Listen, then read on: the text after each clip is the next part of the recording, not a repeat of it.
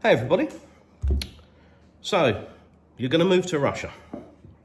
You've seen the recent news. You've watched lots of YouTubers telling you all sorts of things about how easy it is to move to Russia. So that's it. You're going to buy a ticket, you're going to jump on a plane. You're not, are you? It's not that simple. So, you need to learn the language, or you certainly need to have a good understanding of it.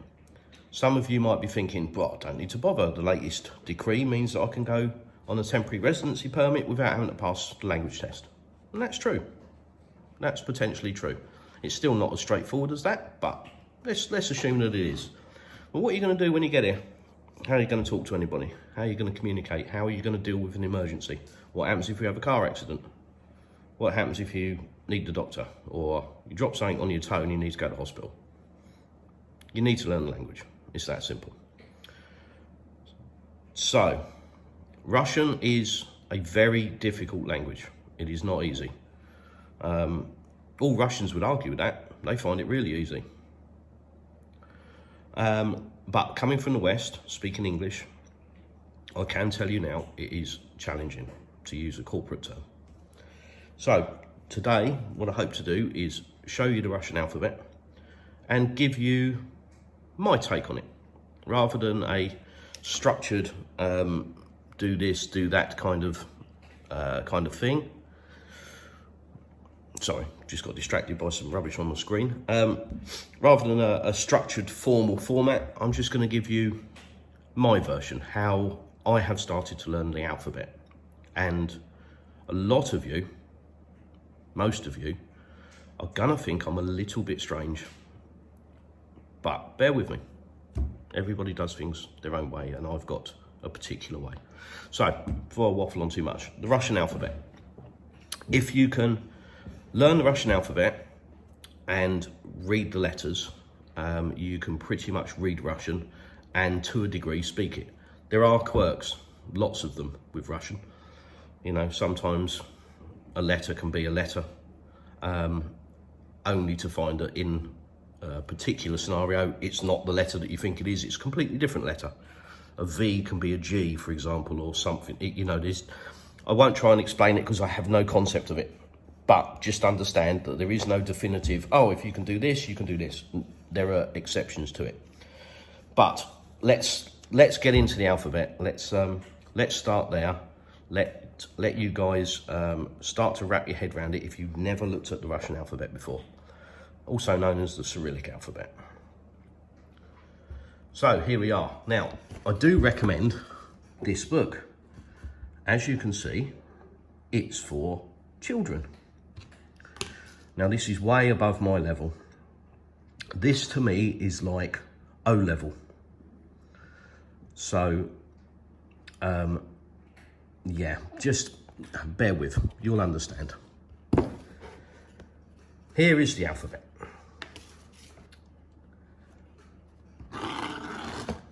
So let's start at the top left with the letter A, as we would call it in the UK. And I'm going to do that. I'm going to give you what we would call it in the UK, and then I'll give you the Russian version. So we would call that an A. In Russia, they call it A. And again, any Russians watching, please, I'm so sorry. I know I'm butchering your language, but this is from an Englishman's perspective, so bear with me. At least give you a laugh. So anyhow, as all alphabets, I guess, or certainly ours do, they start with the letter A or A. Next is B. B. This is where it gets great. Next, third letter of the alphabet is B, isn't it? No, it's not. So that's not a B or a capital B, as we would call it in Russia. That's the letter V or V. Fourth letter. That's not a small R, that's a G. Yeah, I know. Bear with, it gets better. So, fifth letter. That's the letter D or D, and R is G or Gr. To me, this looks more like a Greek ruin, but that's the letter D, apparently. Next, we have the letter E. No, you don't. Nah, you just thought you were going to get the hang of it, didn't you? No. That is a yeah, not an E. Then we have another E with a couple of dots. So he's probably on lookout. Maybe he's got a pair of binoculars having a look across the coast. Well, that's not an E either. That's a yo. Now my favourite letter. This is one of the letters I learned early on.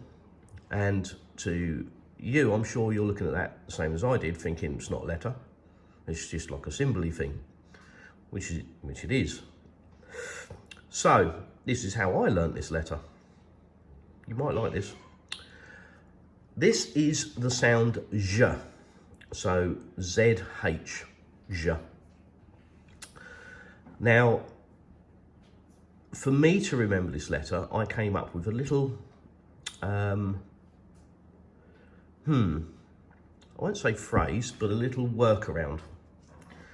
So, J is the start of a Russian word, zhopa. If you're Russian, you're probably laughing A at my pronunciation and B the word. So zhopa means arse. And to me, that letter looks like a cat's arse. Bear with, told you it was a bit strange. So that's how I remember it. I see that and I think it's a cat's arse, therefore it's zhopa. And that is J, Z-H. Yeah. Next, we have the number 3. Yeah, no you don't. It is the number 3 when it's used in number form. But as soon as you put it into a word, it becomes the letter Z or Z. Yeah. Next we have a backwards N, which is actually an I. Then we have another backwards N with a smiley face on top, and that's a Ya. Then we have this one. What do you think this is? Any guesses? It's the letter K for K. I know. Next we have the letter L, L, and then M, M. So it's all getting a bit interesting, isn't it? Some of it's quirky, but some of it makes a bit of sense. You know, the letter K is K and the letter M is M. Ah, it's not too bad. Next we have the letter H. Yeah, no we don't. That's not a H. That's an N, N. So again, I have another little way of remembering that. And that is a restaurant in London that I'd like to go to. It's called Benihana. Now Hannah has got 2 N's in it. So when I see H, I know it's an N because I straight away think of Hannah with 2 N's. Again, it's just the way my brain works. Come up with your own theories and your own formulas. At the end of the day, whatever makes it work. Now this letter, I'm sure you're ahead of me. You're already thinking that is the letter O. Yeah, you're right, it is. Next, this is going back more to Greek ruin kind of stuff. But that there is the letter P. Now I know what you're thinking. How can that be the letter P? That's the letter P. Yeah, no, it's not. That's the letter R, R. So you've got letter P and letter R.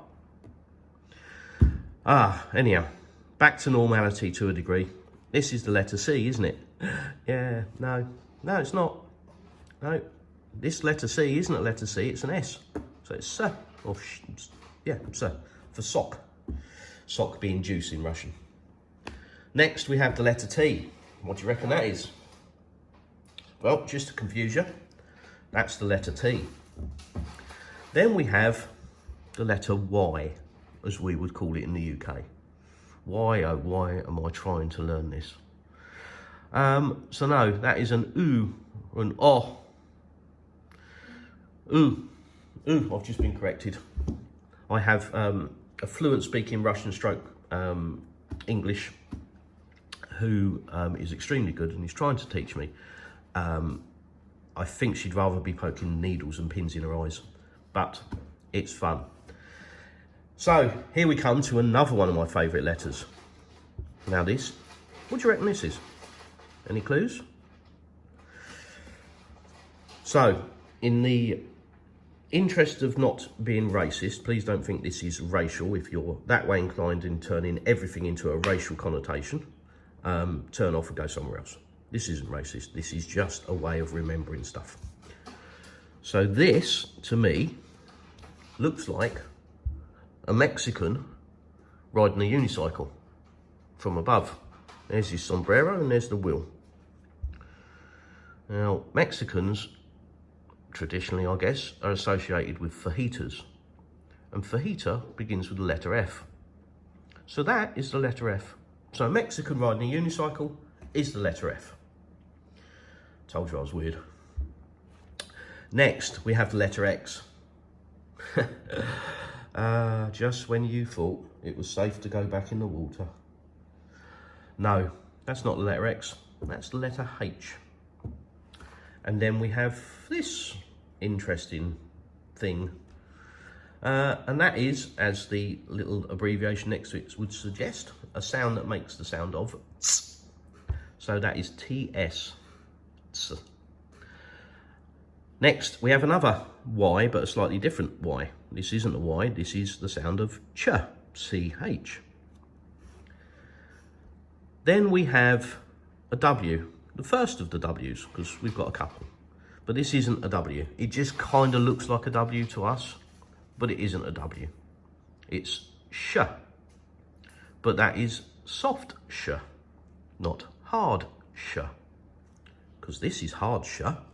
And if you can see the difference, this one's got a little tail on. So the one with the tail is the hard sh. Now I'll tell you now, as an English person learning this language, you will not hear the difference. You will do eventually, I guess. But initially, when somebody says sh and sh, it will sound exactly the same. You will not notice the difference. I can't notice the difference, and I'm corrected on it all the time. Russians will notice the difference, but you won't. Then we get to the little B, which isn't a little b. It's not actually a letter. It doesn't make any noise, this one. This is just a hardening sound. So for following a word or following a letter or preceding a letter, this will make it harder, so you would emphasize it more. And the way we can tell that this is the hardening sound rather than the B or the softening sound, which we'll get to in a minute, is that it's got this axe on the top of it. So that axe really makes it hard, because, you know, imagine a Viking running around with an axe. Quite hard, wouldn't he? Oh God, I know I'm going to get locked up soon. Next we get to, well, it's another sound. It's not a letter. It's a B and an L, or a B and a capital I, how it's written, but it makes the sound And you have to get your teeth together and speak through your teeth to say that. And it's taken me a long time to completely butcher that, even remotely close to what it sounds like. So you'll have to understand that with Russian, your mouth will have to do things that it's not done before. And that's half of the challenge. So if you're still here and you're still with me at 13 minutes into this, well done. You're a glutton for punishment. But we're nearly there. The pain is nearly over, so bear with me. Next, we have the softening sound.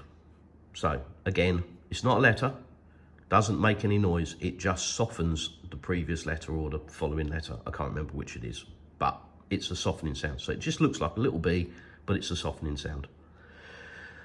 Then we get to a backwards E, and that's kind of okay because it's an eh. So it's not too bad. You can sort of work that one out, even though it looks like a backwards E. Another one of my favourite letters, and again, this is one that I associated with a silly way of thinking about it, but it helps me remember it. And that is this strange contraption. Now, to me, this looks like a bloke that's probably been out on the piss on a Saturday night and fallen over. So here's his head, here's his arms and body, and he's just gone, fallen over on his side. And that is the sound U. And I associate that with, haha, you fell over. Yeah, I know. I'm realising just how weird I am. It's a worry. But here we are. We're at the end. You've made it through this video. We have the backwards capital R, and that is ya. So there we go. That's the Russian alphabet for you, clear as mud. Now you can fluently speak Russian and you're ready to jump on a plane and come to Russia.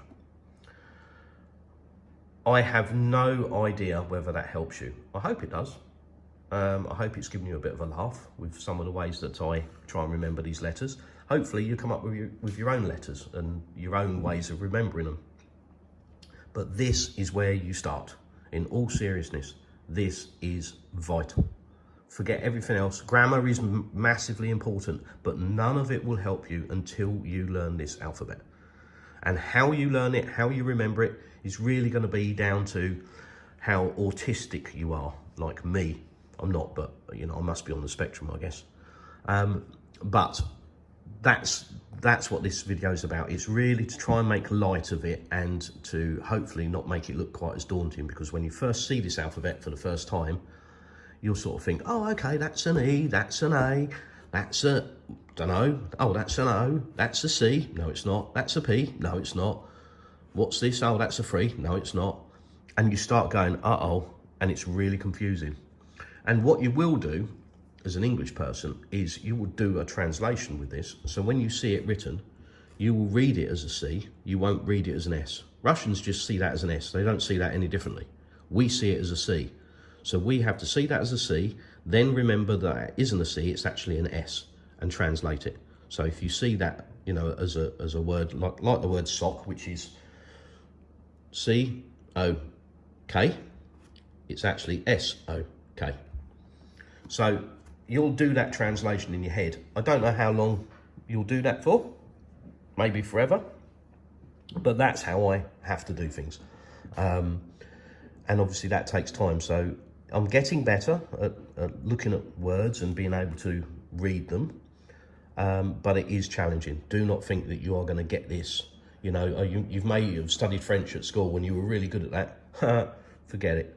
It's got nothing on this language. This language is absolutely immense. It is hugely descriptive, and English really is for babies in comparison to the Russian language.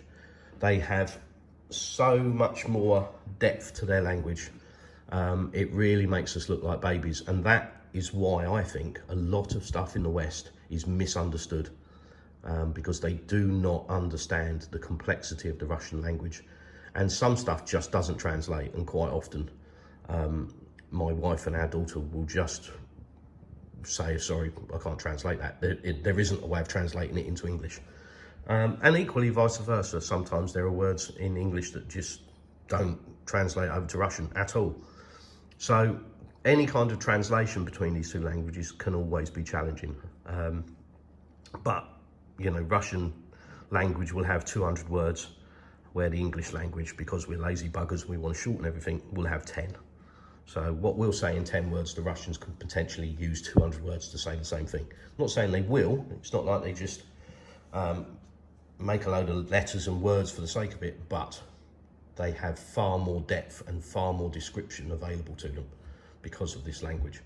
So there we go. I'm sure whoever invented the Cyrillic alphabet did it after English and thought, I'm going to have a right laugh here, and changed it all around. So there we go. That's the Russian language. Let's quickly run through it again. You've got A, B, V, G, D, Y, Yo, J, Z, E, U, K, L, M, N, O, P, R, S, T, U, F, H, Ts, Ch, Sh, Sh, hard, I, soft, E, U, Ya. That is the Russian alphabet. As I said, I know I've butchered that, and I'm really sorry to any of my Russian viewers, but that's the Russian alphabet. So, as I keep saying, hopefully that's been helpful to you. Hopefully it's just kind of lightened the mood a bit, because everything I've seen about the Russian alphabet and the Russian language is really quite daunting. It's very structured and very formal, and some people just don't learn like that. I'm one of them. As soon as somebody wants to put structure and form in front of me, my brain just goes, oh God, boring.